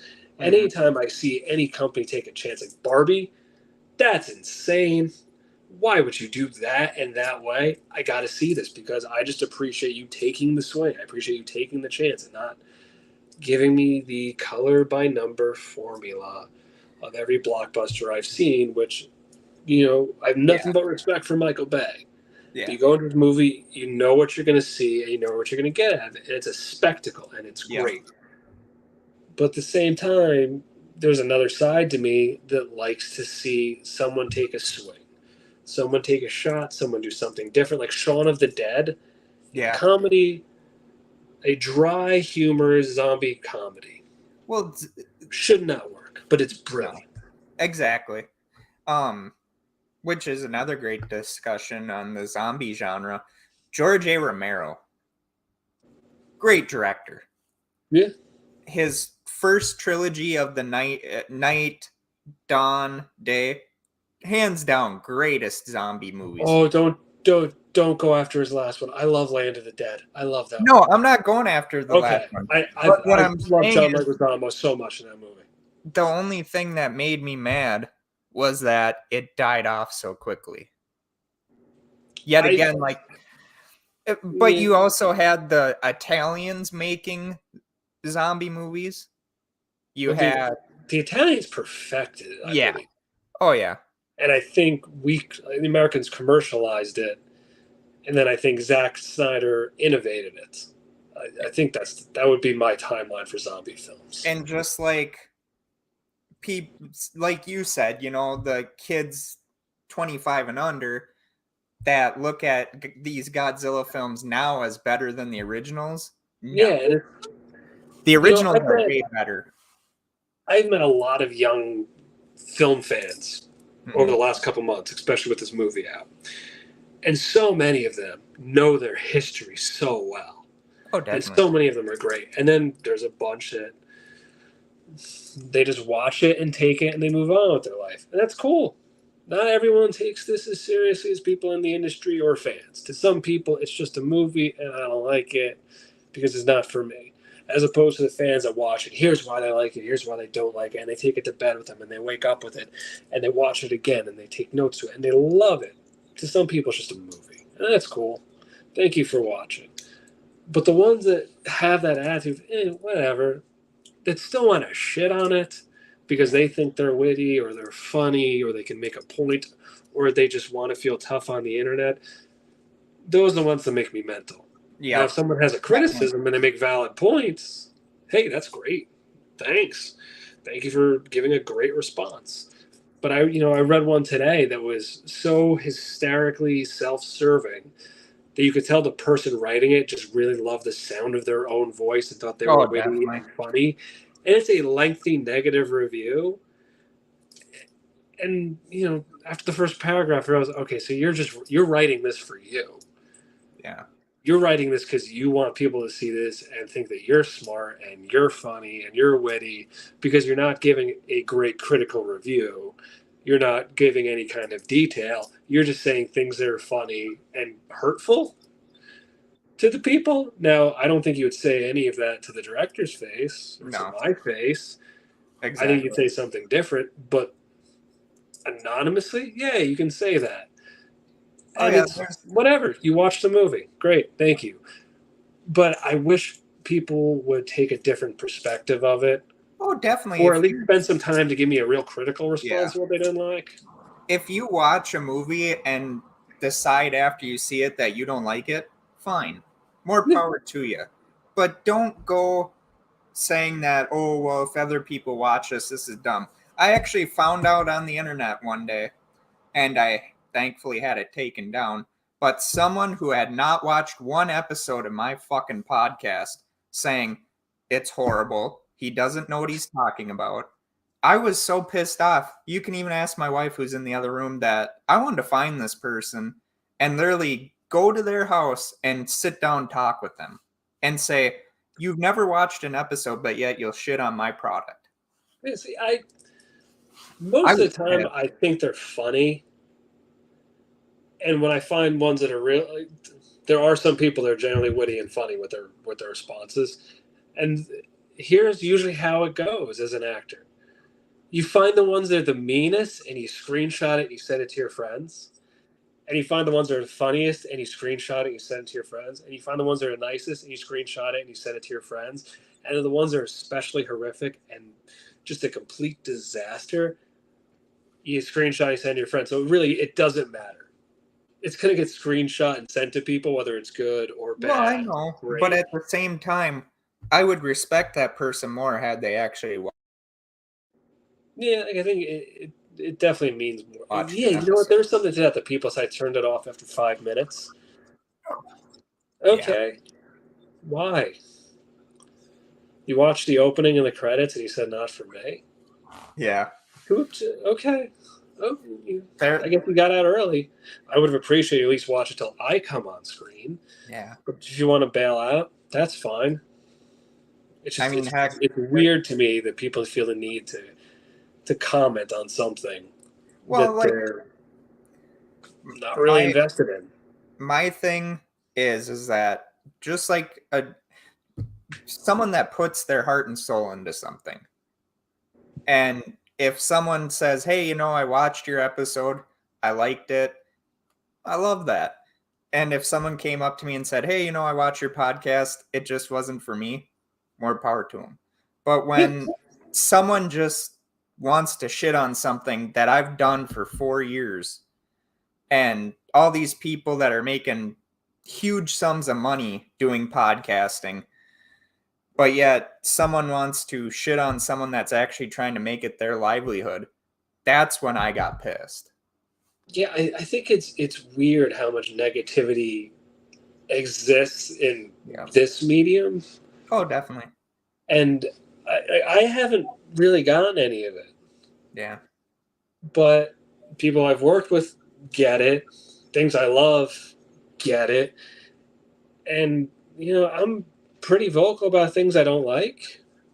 But there's a difference between just saying something for the sake of saying Yeah. something, Oh, definitely. which, you let it go. I used to be in pest control, and everyone's pet peeve was you would tell the technician what to do. Oh, put something there. Oh, spray it over there. And you want to be like, hey, dumbass, I have a license for this. I'm trained by the state on this. I know so many different laws for so many different industries. It would blow your mind. But please tell me how to do my job with these highly toxic chemicals you just want me to freely spray in the corner. Please tell me how to do my job. And my guys would get mental. I'd be like, hey, they care so much about their business that they just want to ensure everything we're doing is acceptable. Now, if we got to that point, we didn't do our job initially to make them feel comfortable. So take that point to re-engage them, let them know what we're doing and why, and the science behind it, and exactly all the laws required to what we're doing. Mm-hmm. And if they still don't get it, then you're dealing with a dumbass. Yeah. In which case, you give them the slack straw and go, sure thing, and you spray some water and do your job the way you're supposed to do it. Because that person can't change how we do it. And I look at film the same way of, hey, this is our job, this is how we're going to do it. If you're someone who's done it, you get it. It's hard. Things go wrong. Oh, definitely. If you're an actual critic, you will critique the things that you're seeing that are worth critiquing. If you're just a pain in the ass, miserable human being, you're just going to be a pain in the ass, miserable human being. Mm-hmm. And in that case, I'm going to spray some water and tell you the things you want to hear, and I'm going to go do my job the way it's supposed to get done no matter what. Oh, definitely. I mean, there's people that do podcasts 10 times better than me. But here's the thing. I get up. So like today, I knew that we were going to have our interview. I thought of like 100 different questions to ask. And then when we started the interview, I wanted to get to know more about you and all that. And then we pretty much went a different way. And I love that about this. Usually how any conversation with me goes. And you know what? I hope this was fun for you. I really do, because I wanted you on the show. When I got an email saying, hey, I think, I'd be good on your show to be a guest. Dude, like, trust me, I was like, wow, people actually want to be on my show. And it's just like coming from someone that I've always been told I was never good enough. And when there's people out there that say, hey, I love your show, hey, I want to be a guest on your show, just it really hits home, because it's just like I look at those people and it's like, okay, so I'm not good enough, but yet I got people that actually want to talk with me. You know what I've learned in this industry? Because I had a run for about 10 years, then I walked away. Yeah. I got married to my beautiful wife. I've got 3 great kids, and I went very white collar. Mm-hmm. I got very corporate for 10 years, and then I came back into it. And I matured. I learned a lot because I walked away. And the first run, I can reflect on a lot of things. I watch roles. I can kind of get back inside my head. One of the things that was always in my head was I had an ego. Because I was younger, I got a lot of leading man roles. I used to have abs, and I was young, and I was good looking, and I was afraid of being shot a certain way or presenting myself a certain way. And when I walked away, that ego went away. Mm-hmm. And I just had a better understanding. And now, got wrinkles, got a lazy eye. I think my nose is too big for my face, and I hate my mom for giving me the Ecuadorian nose, but that's what I got. And I went from all these flaws that I thought I had. Yeah. And over time, I learned to look at someone like John Malkovich, who's not a great-looking man. Simon Pegg is not a great-looking man. Yeah. There's a lot of not great-looking movie stars and actors. They're not all beautiful people. Yeah. But when you start to learn their flaws, you learn their wrinkles, you learn their speech impediments, you learn their pattern of speaking, you start to learn their flaws. But when we're learning them, they're not their flaws. They're things that we love about them. When I play Roger, if I used my messed up eyes the best I could to kind of make him offsetting. Because I know at one point an eye's going to wander, and it's going to happen. You start to embrace those things. That's what makes Oh us yeah. all unique. That's what makes who you are. The things that people are going to say about you, that whatever it is, that they don't like the way your voice sounds, they don't like the way your speech pattern is, there's going to be just as many people that they like that because that's how Oh, they know definitely. you. They know you as a guy who speaks like this. They know you as a guy who shoots like that. And that becomes your thing. And that's what people learn to love about you. So it's Yeah. only the flaws to the people that either don't get it or don't want to get it. But to the people that are critical and trying to help, it's great. To everyone Oh, else, definitely. Shitheads. Yep. I mean, I didn't think when you when you said you liked my Jaws 2 review, I was like, well, I'm glad someone did. I felt like I was off that day. Well, Like, I may have been the only one, but there was something about it that I was like, I like Jaws too. I like that somebody else yeah. is talking about Jaws too. So even if you didn't have, honestly, if you probably had nothing great to say, the fact that you were talking about Jaws 2 made me happy. Oh, I love Jaws 2. I think Yeah, it's the quintessential sequel movie. Granted, Roy Scheider didn't like being in it because he didn't want to do another Jaws movie, but he and did plus it anyway. he read the script and said, "What are we just going to do? Bigger and more? This Yeah. will never work for And sequels. No one will ever him follow this model." him and the director actually got into a fist fight. And it's just like I laughed at that, and I don't know if I talked about that in that video or not, but I remember when I was talking to Knight from the Night Watch Zone, and he asked me about it. He's like, "What were you thinking when you did that review?" And I was just like, "It's one of my favorite sequels that I love. You know, it's not Jaws, but it's Jaws 2." Yeah, it's definitely Jaws 2. Yeah, it didn't try to be Jaws. It's Granted, we found out that if they allowed Steven Spielberg to do what he wanted, he would have came back for a second one, but it would have been a prequel to the USS Indianapolis story that we hear from Quint. I'm still waiting for that movie. I'm still waiting for him to do that movie. Yeah. That movie needs to be told. If they're doing Oppenheimer, they got to do the Indianapolis. It's Yeah. got to happen. I need that story in my life with Jaws. Yep. And you know, Robert Shaw, greatest method actor out there. I guess he couldn't. I don't know if you could call him a method actor, but I love how he did that role of Quint. Yeah, I didn't. The Roger character. I did a podcast, the nightclub podcast. Very cool guys. And one of them asked me how much I drew from Roger from Quint. And I paused. I said, I didn't think to take anything from Quint.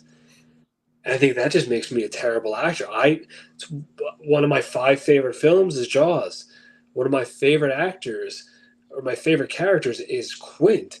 Mm-hmm. You know, look at those cold, dead eyes. Doesn't even seem like it's living. I love that whole scene. I love it. Never thought to do it. So I told him right there, if I get to play Roger a third time, there will be some things that I will definitely take from Quint the next time because that is such a perfect character for what that character is supposed to be. Which broken down boatman had a terrible traumatic experience, seems miserable, wants to kill a shark from like everything about that character. So like that character perfection is the same way I look at Back to the Future for being a perfect movie. Mm-hmm. Where everything here sets up here, everything here intertwines with here, everything here makes sense here. The whole thing just works together. I think that Quint character for everything experience such a perfect character that I would love the chance to rip that character off in a movie. Oh, I mean, Robert Shaw during that scene asked Steven Spielberg, he's like, okay, I can play it sober or I can play it drunk. And so Steven Spielberg's like, okay, I want to see both. did it sober, and when he was drunk, I mean, he was Yeah. gone. But here's That's, the thing. He's such a great actor that no one can ever figure out where was when he was bombed or when he's sober. well, there's a trick to acting Yeah. sometimes where, I listen to a lot of music, and from there, it's where am I going? Like, am I going to go chug 3 Red Bulls? Am I going to do a shot of Jack Daniels? Am I going to take some melatonin? Like, what am I going to do to get myself into this headspace to make this moment as real as possible? Oh, definitely. And, playing Roger. Roger drinks a lot. When we did the spinoff, A Cold Grave, there was Miller High Life on set continuously to maintain the level of intoxication Roger lives at. We did Forest of Death. There were Natty Lights there to maintain the level of alcoholistic charm that Roger has. I fully respect every actor that's going to just go for that role. In Fight Club, Ed Norton and Brad Pitt, drunk as all hell when they're hitting golf balls, and it's a great scene. Had they done that sober, they're good enough actors. Maybe it would have worked. But the fact you can tell they're clearly a little in the bag, Yeah. I think it adds to that realism. So you believe that because you know it's real. You'll believe everything else because there's some authenticity there. Yeah. If you play injured and you're one of those people like me who, my legs hurt, so I'm gonna go grab a rock. I'm gonna bash my leg really hard, and it's gonna hurt for the next couple of days. But for the scene, it's gonna look great. So Yeah. I'm gonna bash my leg. If I need to get my voice to a certain level of a smoker, I gotta chain smoke a couple cigarettes first. I'm gonna do that. So if Shaw's got to get hammered to give in a legendary and iconic performance, I hope Spielberg was handing him Goldschlager and just saying, Oh, "Drink it, buddy."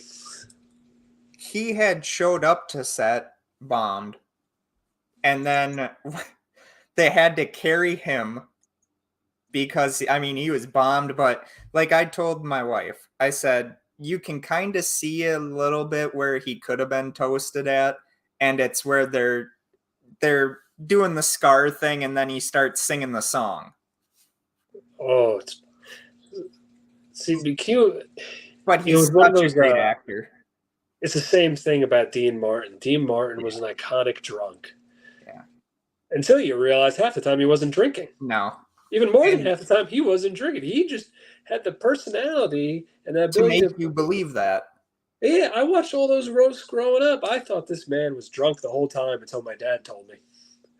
Did you And ever then watch The Gong Show? I have watched the Gong Show. My dad was like, "Hey, Steven, you like MXC and all that. Watch The Gong Show." So I went on YouTube and watched a little bit of it. George Barris, I swear to God, looked bombed half the time he did that. Well, truthfully, back then I think most people on TV were probably hammered. And it's so funny because no one I don't know if it was on NBC or whatever during its first run, but they didn't understand what he was trying to do with the show. And so when the final episode aired, they literally yanked him off doing it halfway through the episode. I had no idea. Yeah. That's awesome. And he got into a fist fight with one of the executives because he's like, "This is my show and you're yanking it off." You're yanking it off, which he understood. Did they use the big thing to pull him off? Yeah. The big hook? He's like, "Why did you pull me off on my last episode?" It's a nice way of saying you're fired, is using the gimmick. Yeah. And I mean, that show back in the day, my dad was like, "Yeah, it was kind of quirky out there." And I'm like, "Yeah." And yet there's people out there that look at Red Green and go like, "Steven, how could you like Red Green?" And it's like, because it's different. It followed a different formula. Just like when I go to watch your movie, I'm gonna like it. I know it. Because, Yeah, well, here's why I say I that. hope you do. Because one, it's independent. I was never for the big studios. I always liked movies like Vanishing Point, the original Gone 60 Seconds, Bullet, Oh, if Seven. that's you're gonna like the next one a lot. Yeah.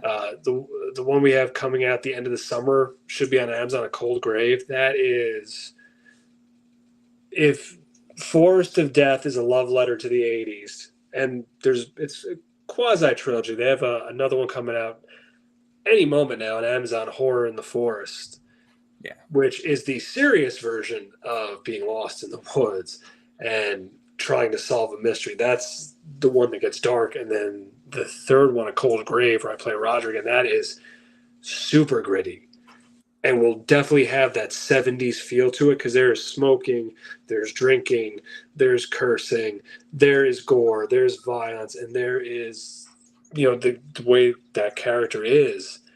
You could see him existing during the Summer of Sam. You could see him being at Cape Fear. You could see him as a timeless character because a lot of that, again, what makes Stone Cold Steve Austin cry. And for that, I really wanted to go with that 70s style Yeah. of Serpico and De Niro and just that guy that's so tough and bravado, and then just watch him get torn down. If those are the films you like, Oh, you will probably like this one a lot more than you like Forest of Death. I grew up watching those movies because my dad was born in 57, my mom was born in the 60s, and I listened to that music of their generation. I grew up on Motown, I grew up on the 70s music, the 80s music. Loved Nirvana, loved Metallica, which Nirvana was in the 90s, but I loved that stuff. And when I met my wife, she's like, "Okay, so what music do you like?" And I'm like, "Motown, Tammy Terrell, Marvin Gaye, Smokey Robinson, Led Zeppelin, Van Halen, AC/DC, Black Sabbath, Metallica." She's like, "But those are 80s and before we were even born." And I'm like, "That's how I was raised." I have 2 Pink Floyd tattoos. I love Pink Floyd too. The Wall. Yeah, I have a Sex Pistols tattoo. I have 2 Pink Floyd tattoos. At some point, I'd love to get an Abbey Road tattoo. Uh, no, I like listening to Muddy Waters. Yeah. I love BB King. Yeah. I love going back to the big band swing music. And it's all, I think a lot of for me is to find the inspiration can come from anywhere. Oh, Like, I definitely. can I can go from listening to Otis Redding to Miley Cyrus to Rob Zombie in 3 songs in a row, and I'll love all 3 of them in totally different ways. And my wife makes fun of me because I love Miley. I think she's great. I'm a randomly huge fan of Miley Cyrus. I love Dual IP. What's her name? Dua Lipa. I love that. At the same time, Yeah, she's good. I like yeah, her. I love Sinatra. Yeah. I love Springsteen. I love Bon Jovi. I love Killswitch Engage and Slipknot. I think there's. Yeah. I think if you're a true music fan, you can appreciate anything. My dad took me to the opera when I was a kid, and I love Carmen. So there's very few genres of music I don't fall into. Playing Roger, I learned country music a way I never knew country music even existed. I had no idea that stuff was real in the 40s and 50s. Oh, Now I yeah. learned. And then when they went to outlaw country in the 60s, 70s, all the way until the rock country shit was Yeah, really good. this was stuff I didn't know. Yeah. So to me, it went from music that's like, oh, that's a thing, to listening to it, to liking it, to singing Big Iron over and over again. Yeah. And just these random old country songs, these old Western songs. I love all of it. One of the biggest regrets I have in my life is that I had to take a see BB King in New York, and he was sick, canceled all of his shows for that month. I had tickets to see DMX, and he no-showed the concert, which almost turned into a riot in Harlem. I had tickets to see John Mellencamp and a bunch of those other guys, and my idiot friend got a DUI with the tickets and spent the night in the drunk tank. And all of those I've never gotten to see. And whenever you say all 3 of them out loud, that, oh man, I wish I could have seen Mellencamp and Petty. Missed it. Oh, I wish I could have seen BB King and missed it. Damn it, I'm really mad I missed DMX. Like those are three that have nothing to do with each other. No. Love all I of them. I got to see one time here where we're living, they have this country music festival every year called Winstock. And one year they had Leonard Skinner. And I was like, okay, they're not really country, they're more southern rock, but okay, I can get on that. I wish I could see Skin. If I I get a saw time them. machine and go see them, I saw them, and I wish I would have been able to see them back in their heyday. yeah, it's It's hard to, like, I told my dad, I'm like, I wish I could have seen ELO, which is Electric Light Orchestra. yeah, I wish I could have seen Led Zeppelin or the Beatles. I mean, God.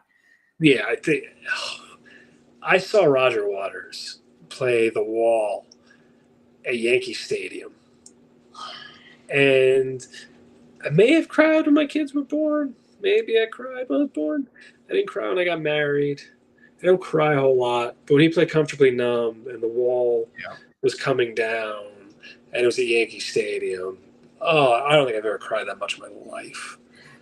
Did you ever watch, and I'm sure you probably have, Dark Side of the Moon when they made Yeah. the movie? Oh. Yeah, no, The Wall, you mean?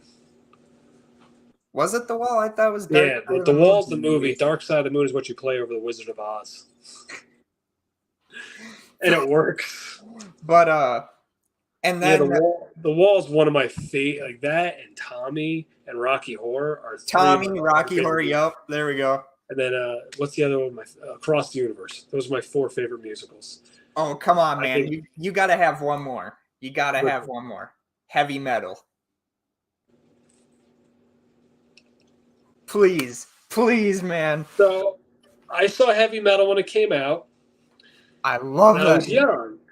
And that movie has freaked me out my entire life. And I'm not scared of a lot of things. Yeah. Heavy Metal and Killer Clowns from Outer Space have freaked me out my entire life. I was 6 years old in 1999. The year before that, I was 5 in 1998 when... Isn't that when Heavy Metal 2 came out?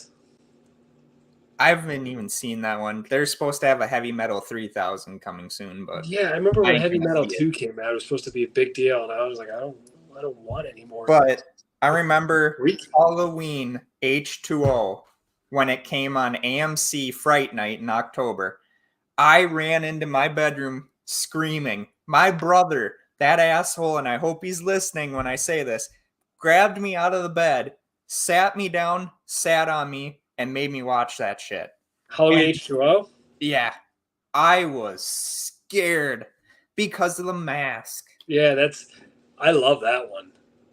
And H2O was a cool one. The follow-ups they did were less and less, but I thought H2O would have been a great way to reboot it.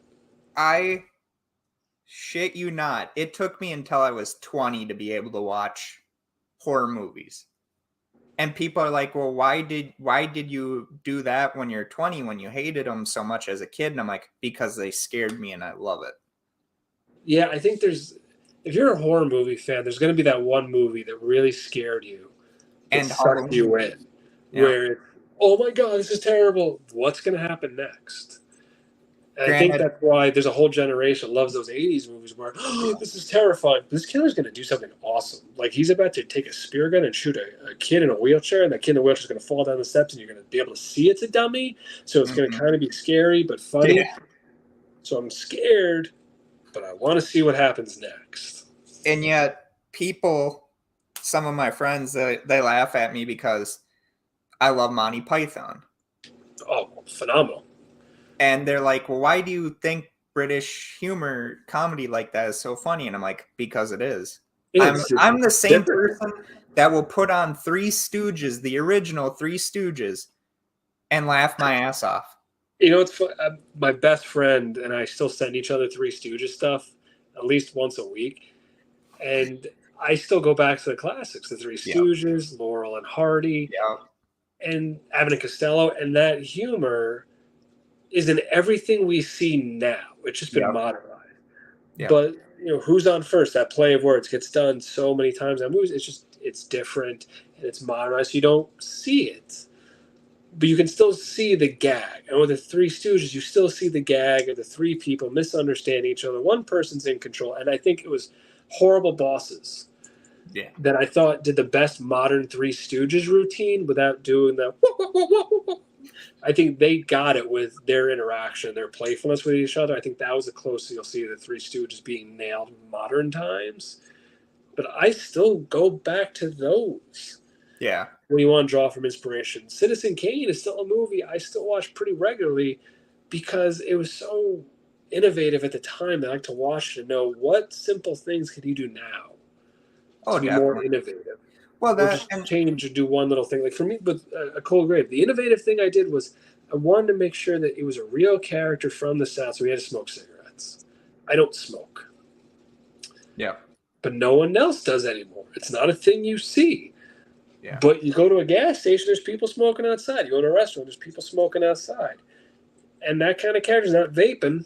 He's not one of those. You walk around different parts of Florida, people still smoke their 305s and their Marlboros. So to me, that was an innovative thing that wasn't innovative. It was something I was bringing back, which you'll see a lot of times. Well, I don't know if you watch sports, like football or anything. When I played in high school, which, God, after all the concussions, I'm surprised I can remember. I was a left-handed quarterback, and people are like, well, who's your favorite quarterback? And I was like, Steve Young? No, Ken Stabler. Oh. And they're like, why do you like Ken Stabler? You never got to watch him play. And I'm like, because he was an outlaw. He was a rebel. And I said, everyone didn't want me, which I was never starting quarterback. I was backup. Hell, I was even person that they're like, well, our starter's injured on defense, Steven, go play defense. It's like, all right. And someone asked me, well, why Ken Stabler? And I'm like, well, because he was an outlaw and a rebel, but also because he was left-handed. It's a better. My favorite player growing up was Boomer Esiason because his name was Boomer. I'm a Giants fan, and I never had an interest in the Jets until he got traded to the Jets. But it was just, I thought that was a cool name, and he threw backwards, and I thought that was amazing. Even now, I still listen to his radio show every day. I'm just a fan. I got so much shit because I was left-handed that the school I went to actually made me write with my right hand. So I'm ambidextrous. And yet I could write left-handed and I can write right-handed. And my left-handedness would probably be better than the other one. Which I've tried to do things with my left hand. It doesn't work. I can pitch with my right hand. I can throw a football with my right. I can shoot a basketball. When it's left-handed, I turn into a T-Rex. It just doesn't look right when I try and do anything with my left hand. And I always wanted to be like the Outlaws or the Cowboys back in the day of John Wayne, Kurt Russell when he did Tombstone, Navajo Joe, Burt Reynolds. I still, there's dream roles. I've never done a Western, and I love Cat Below. That was probably the first movie I've ever seen that cracked me up. I love They Died with Their Boots On. Those are two films I love, and I've always wanted to do a period piece. I've always wanted to play that cowboy. Yeah. And the fact that I got a character now that wears a cowboy hat might be as close as I get to it. I've had a lot of auditions for Westerns. For reasons, one or another, they never work out. But damn, would I love to play Wyatt Earp. That's such a dream role. See, with the look that you have, and when I went on Instagram to follow you on there, I was like, God, I could see you back in the old time Western movies. Yeah, like the John Wayne spaghetti Western movies. I could see that. Yeah, I feel like I have that look. It just hasn't happened yet. But that's definitely one of those things I'd love to do. I'd love to go play. Basically, I just want to, again, rip off Kurt Russell. I want to play Wyatt Earp. And I always thought that Escape from New York would make a great series. Because they always reference the stories before Escape from New York. I always thought that would be a good series. And plus, you could do it in like the late 70s. And The you play only that outlaw Snake Plissken character. Those types of, I love those anti-heroes. I think those are so much fun to play because you get to be the bad guy, but yeah, the bad guy doing the right thing. And even those old-timey sheriffs, they would just shoot you. High Noon. I mean, High Noon with Gary Cooper, knowing that he's going to have to take on these outlaws by himself when all he wanted to do was retire and be with his wife. But yet, he knew he had a job to do. Yeah, those are just. Shane, I mean, another great one. I mean, there's people out there that would look at me and be like, "Why do you like old school movies?" And it's like, because they were good. Because they like Don't exist Navajo. anymore. We don't. There's something when there's a touch of propaganda to a film, Oh yeah, and there's that underlying, patriotism that has been gloriously overhyped. Like it yeah. was an actual thing, the whole history of this country. But there's something about it that just it empowers that film, it empowers that camera, and you can look at it through the lens of the people at the time, and not the woke version of whatever we are now that has to hate every instant of it. Yeah. And it's a great film. It's a great story. And yeah, we know that that's not accurate No. because we're so smart and we know all the truths of everything that's going on now that we can hold ourselves to a high regard and judge people from 100 years ago. Yeah. But if you just watch it for what it is and the time it was made, they are great films. I am one person that will go to my grave saying Blazing Saddles was a great Western. It is. And I mean, you couldn't have that movie come out now. That couldn't exist. No. And a lot of those films couldn't exist because we know more about how to interact with each other, I guess. We're more sensitive to other people. But if you do it well, no one's going to care. Because Robert Downey Jr. in blackface is hysterical. Quentin Tarantino can do whatever he wants, and it's okay. Yeah. Because he does it masterfully. If you do it and it's cheap, you're going to offend people. I got a kick out of it because I had someone on here that was like, well, you were talking about Django. I'm like, yeah. They're like, it's Django Unchained, right? And I'm like, yeah. Oh, you're talking about Django, the original? Yeah. I was talking about the original. And this person thought that there was only Django Unchained. And I'm like, you're older than me, and yet you don't know about 1966's Django with Franco Nero, who is one of Django Unchained. Yeah. And so they're like, no, I didn't know there was a original Django. And I'm like, yeah, the original Django is even in Django Unchained. And like even was it Foxy Brown? The one that Tarantino wrote but didn't direct. That I had no idea that Pam Grier had this whole history of doing blaxploitation. I had no clue. Oh yeah. But when he did that, and everyone made a big deal, she's returning to it. Well, I went out and started realizing, what is blaxploitation? This is an entire thing. I need to watch all of these. There was a Shaft, yeah, amazing movies. Superfly, Blackula, Blackenstein. That's where I discovered. I'm drawing a blank. Eddie Murphy played him in a Netflix movie. Oh, Dolomite. Yeah, that's where I discovered him. Was after I discovered Pam Grier. Yep. Yeah, there was this whole world I had no idea existed. Again, you couldn't do any of those movies now. And that type of comedy that he did, he was literally thrown out of. I mean, you had George Carlin saying the 7 words he couldn't say on TV, getting arrested. Yeah. Nowadays, none of that stuff. Sam Kinison. Yeah. Could not do what he did back then, which granted he didn't have much of a career because he died young. Just like Chris Farley. You still can't do any of that stuff on TV unless it's cable, and even then, most people won't want to take the risk for doing most of it because Uh, you're going to offend people who want yeah. to be offended. And I've always Animal House could not be made today. The no, whole you national couldn't do the Blues Brothers now. the whole National Lampoon's stuff could not be done today. And You that's very, definitely couldn't do very sad. Caddyshack. You couldn't do Porky's. No. You couldn't do any of that. And again, I understand Yeah.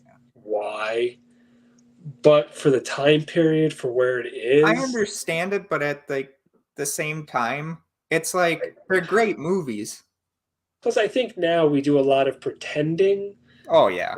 and we try and avoid certain things. Like we pretend men aren't pigs. Most men are pigs. It's a thing. Oh yeah. We try and pretend like people don't have these thoughts and these instincts, and that people are great behind closed doors, and we want everyone to respect each other, and that's good. Everyone should respect each other. I But at the think it's same time, if you tell me that there's a high school right now where there's not a group of boys trying to figure out how to get into a girl's locker room, I'm going to tell you that does not exist. Every teenage boy is trying to do that. It's just what's going to happen. That's the world. That hasn't gone away. We've just understood it better, that that's not acceptable and that's not okay. But again, if you do it right and you tell the joke and we all relate to it, it's fine. If you do it just for the sake of doing it, to be pervy, creepy, and weird, that's not okay. I I think mean, it's so hard to do it right and to well, just take especially that nowadays. chance. Yeah, it's not many people are going to do it. Like, believe me, I'm wildly freaked out for the next film I have coming out. Damn, Because now there's I a lot of definitely want to cursing. watch it. There's cursing, there's drinking, there's smoking. Like there's all the things you're not supposed to do now. But for the authenticity and for the style, it was a choice I made. I hope the people that get it get it. For the ones that don't, I hope they don't know how the internet works. But at the same time, at no point did I go into this character and want to offend anybody Yeah. anywhere ever. Well, and that's the thing. But I know I'm probably it's gonna happen. I think the thing that really sucks is that people will get offended by everything. And it's like Yeah, if you go into a movie like we said, none of the black exploitation movies would be made today the way they were back then unless they're woke today. yeah, and I I come from a place of I grew up in an all-white town, so I grew up surrounded by racism, and then I learned about other cultures and I learned about other ways of life, and to me, I never took it as the wrong thing or the negative thing because I grew up as a fat Jewish boy with a lisp, and I was the minority in my town. Yeah. Like I was that. So when I met others like me, it was a bonding thing. Like, oh, so you're like the three black guys in your town? I'm the one fat Jew in my town. We should be friends. Or like, oh, you don't speak English? You can be my friend. Because no one cares if I speak English. It doesn't matter. Like, oh, people don't like you because you're gay? People don't like me because I'm fat. We can be friends. And then when you discover wrestling, and wrestling is the outcast circus of the world where Yeah. you know, you're ugly, you're fat, you're short, you're too tall, you're too skinny, you're too weird. But in wrestling communities, we all love each other because we all want to fight with each other. But it's the most accepting of anyone and everyone. Yeah. So that was kind of how I developed as a human being. Was I love racist humor when it's not hurtful. Yeah. I love jokes about women when it's not hurtful. Yeah. I love all of that when it comes from a positive place. When it comes from a mean place, that's when you ruin it for everybody. Well, But the whole reason I learned about other cultures was from comedians, was from film. And I think that was why I don't like it, that it's gone and we're afraid of it, because that's like I learned from Richard Pryor. Oh yeah. I didn't know anything about other cultures until Richard Pryor. I mean, He was the one to show me a whole world. And going back to the whole Django discussion, what a great opening in the original one. I don't know if you've ever watched the original Django. I have. I don't remember it. I don't Oh my remember it God. all. The song, which them spaghetti westerns had some of the greatest songs for westerns. And the greatest opening shots. And you see Django in the original one, he's carrying a coffin, and you don't know what's in the coffin until much later in the film. It's a machine gun. Oh, that's right. And when I first Oh watched my! it, I forgot that was the El Mariachi thing too. yep, I love grindhouse movies. I love them. I love exploitation You films. will love A Cold Grave. It is a Oh, grindhouse dude, film. there's people out there. I don't know if you ever watched Roseblood, Peter Anthony. No. It's a Friday the 13th fan film. It's on YouTube. Go check it out when you get a chance. No, I It haven't. won awards for fan film. And Peter Anthony, I legitly told him, because I had him on the show and I'm good friends with him, I said, you're one of the directors that I could see doing it back in the day. Because you get it. You get less is more. You get that you don't have to have Michael Bay stunts or Michael Bay effects to make your movie. And You when you're don't have. talking about your movies, it's just like I can already tell you I will like them. I'm unbiased about that because less is more. You know what's funny is that's the biggest problem with Freddy vs. Jason. Yep. Is they did too much. Freddy doesn't need to know karate. No. You don't have to have those propane tanks shooting or the oxygen tanks shooting and spears trying. You did too much. It's a guy with finger knives and a guy with a machete. Yep. And we want to see them fight. You know what I don't want to see? Kung Fu Freddy. No one wants to see Kung Fu Freddy. I mean, no one wanted to see Buster Rhymes karate kick Michael Myers, but I we got did that. want to see that. I wanted to see that in the worst way, but not for the positive reasons. Yeah. I wanted to see it because it was ridiculous. I got a kick because I watch a lot of other content creators on YouTube. We watched a movie, did a review of that film, and one of the guys named Jay does a excellent Dr. Loomis, and he's like, "Why did you do that to my Michael?" And just it's like you could think of him as Donald Pleasance in a way. If I ever made a movie, I'd hire him to be. And Mike, who's the host or co-host, however you want to go about it, he always dons Michael Myers' mask. And one time, Jay as Dr. Loomis sack tapped him so hard that Jay is just like, wow, everyone, this is the first time we ever seen Michael actually crying. And I'm sitting there dying, and my wife's like, God, how can you find it that funny? And I'm like, because it is. I've always been someone that will laugh out loud at Monty Python, and I'll watch some new comedian nowadays, and I just don't get it. Like, I'll watch Jeff Dunham and laugh my ass off. I'll watch Gabriel Iglesias laugh my ass off. But some of these other ones, I just don't get them. Yes, for comedy, there's always been those I just don't get. Like, I'll be honest. I don't get Joe Rogan. I don't get Thank the you. podcast. Thank you. I loved him in the stand-up.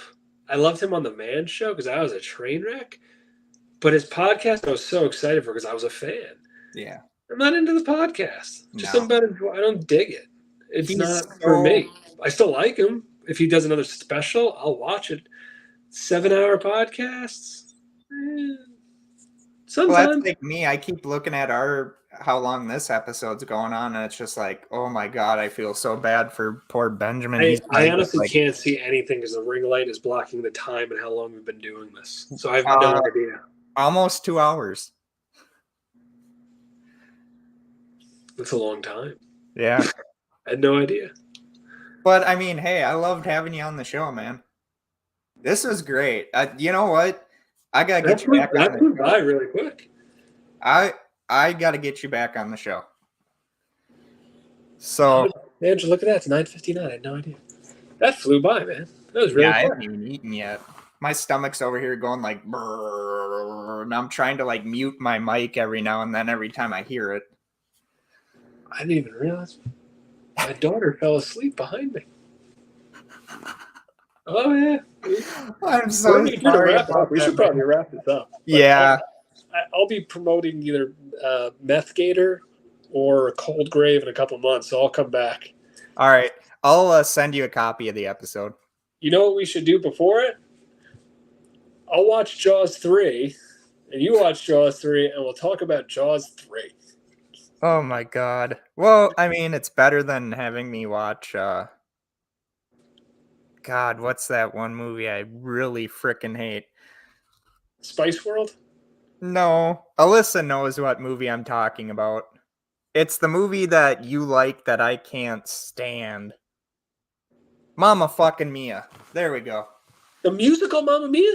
I hate that movie. You're out of your mind. You're out of your mind. It's a great movie. love Grease though. I will watch Grease and I will live stream that shit on.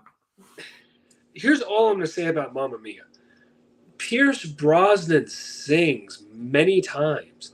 I don't know what else is going on in that movie. I don't care. But Pierce Brosnan singing is one of the greatest things I've seen in my life.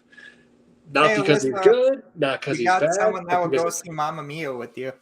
She goes to the theater and actually watches the play. I would watch that shit. It's ABBA. It's just ABBA as a musical. And if Pierce Brosnan's doing it, even better. God, you and my grandpa Jarvis would have gotten so... you two would have been best buds because he loved ABBA. ABBA's great. And see, I'm at a point where I try and find the fun in everything. And if I can't find the fun in it, I don't want to do it. But like Boney M is a band from the 70s that recently got popular again because of a TikTok song or something. I was so happy to see him come back. But people thinking they're this great classic band is not true. They're a disaster and a spectacle. He was on so many drugs. That's the best thing about it. I remember Battlefield Earth. I love Battlefield Earth. Had no idea it was a serious movie. Thought it was a comedy. I laughed hysterically the whole time. When the reviews came out and said how bad it was, I didn't understand it until someone said, not a comedy. And I said, but they call them man animals. Of course it's a comedy. Sonic came out when Sonic came out with Jim Carrey and they played Evil Grows. And if you haven't heard that song, if you haven't heard Evil Grows in the Dark yet, Jim Carrey pretty much, because it was a Canadian band that he listened to and was off the face of the earth for a long time, he picked that song specifically for the scene where, you know, he's in his lab and he's doing the dancing and all that shit. Absolutely. And they asked him, why'd you pick that? And he's like, because it's a band no one's ever really heard of unless you lived in Canada. Yeah, and now they're having a great career resurgence, kind of like ABBA with Mamma Mia. I think that's, I know we're trying to wrap it up, but I hosted a modeling competition a long time ago. And my co-host was famous in a country in South America. No one in New York knew who she was. I had no idea who she was, but she was very famous in this country in South America. It was the first time I realized there's a whole other world where people are wildly famous and we don't know them here. And I've always tried to seek those things out. Canada's a little bit easier. So bands like the Tragically Hip, love them. The Trailer Park Boys, love that show. Yes! I love hunting out different things in the world. If you go overseas, Mrs. Brown Boys might be the funniest show I've ever seen. Red Green, if you haven't seen that, is Canadian. I have not seen that. And I actually got to meet him. I wanted to go home. My wife had gotten tickets for my birthday to go see him on her campus when she was in college. And the show was over and I'm just like, you know, we're in the cities. I want to get home. Want to go to bed. And she's like, Steven, how many times do you get to meet your heroes? And I was like, all right. And the line went really fast. So when I got to meet him, I'm like, dude, you don't know. I shook his hand and I was like, dude, you do not know how much me, my dad, and my grandpa bonded over that show. I'm going to have to find this show. It's on Tubi. It's called The Red Green Show. I am now a fan of Tubi. So am I. I may have not been a big fan a couple months ago, but now I'm a huge fan of Tubi. There is a movie that Franco Nero did at the same time that Death Wish was coming out, the original with Charles Bronson, and it's an Italian version of it called Street Law.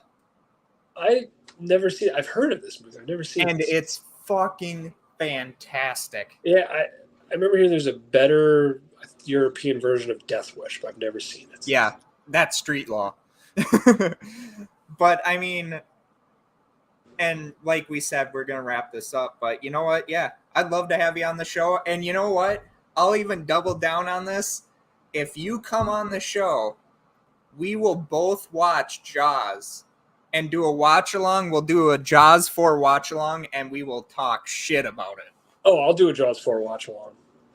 We will be I don't know if I'll talk. Science I'll be memorized by the mystery entire theater thing. or mystery science theater without being them.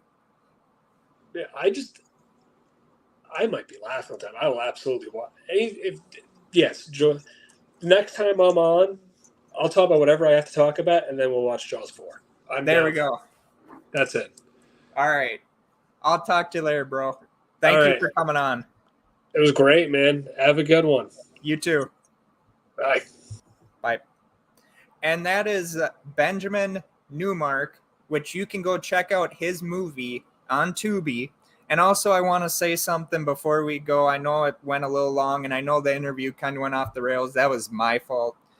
But I want to say thank you for my 69 subscribers on YouTube. Thank you to the loyal fans, the subscribers, the supporters. Thank you so very much. We are on the road to 100 subscribers. We just need 31 more, and we will be at 100 subscribers. Let's do this. Let's continue to grow this. Let's continue to have me be my usual self, where I probably ruin more of your experiences of podcasts than anyone else. But please, if you're not subscribed to the channel yet, please subscribe to it. At least give me a chance. And if you're returning, thank you so very much. Thank you for the love and support. I don't deserve it, but I'm so glad that y'all think I do. And also, I'm going to be having a few more guests. I didn't think it was going to be like 2 hours and 7 minutes. Again, my fault.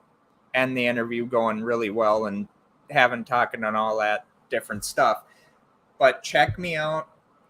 If you're new to the show, if you're returning, thank you so very much. I love you all, and I will talk to you next time.